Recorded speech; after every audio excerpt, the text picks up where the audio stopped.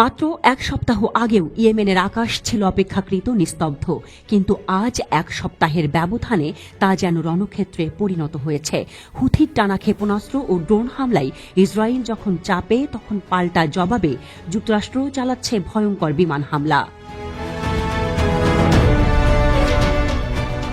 গত 7 দিনে হুথি বহুবার ইসরায়েলের দিকে হামলা চালিয়েছে।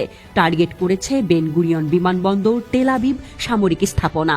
অন্যদিকে যুক্তরাষ্ট্র প্রায় প্রতিদিনই ধারাবাহিক বিমান হামলা চালিয়েছে ইয়েমেনে।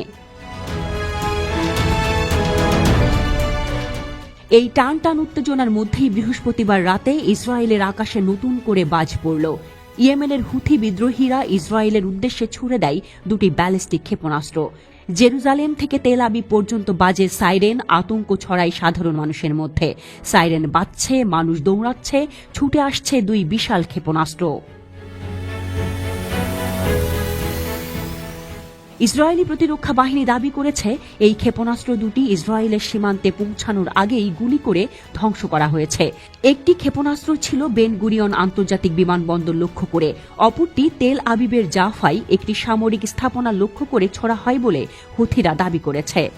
সামাজিক মাধ্যমে এর ভিডিও ভাইরাল হয়েছে, যেখানে দেখা যাচ্ছে আকাশে ক্ষেপণাস্ত্র ও প্রতিরক্ষা ব্যবস্থা আয়রন ডোমের সংঘর্ষ। এরপরই শুক্রবার যুক্তরাষ্ট্র সবচেয়ে ভয়াবহ হামলা চালায় ইয়েমেনে। শুধুমাত্র শুক্রবার সকালেই 40টিরও বেশি লক্ষ্যবস্তুতে বিমান হামলা চালিয়েছে মার্কিন বাহিনী। সানা, হুদাইদাহ, সাদা, আল জাউফ, আমরান, মারিব সব জায়গাতেই মার্কিন হামলার ধ্বংসাবশেষ ছড়িয়ে পড়েছে।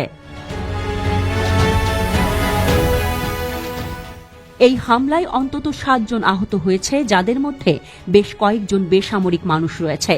হুথি ঘনিষ্ঠ সংবাদ মাধ্যম আল মাসিরাহ জানিয়েছে, বাড়ি, দোকান, এমনকি সানা আন্তর্জাতিক বিমানবন্দর পর্যন্ত হামলার লক্ষ্য হয়েছে।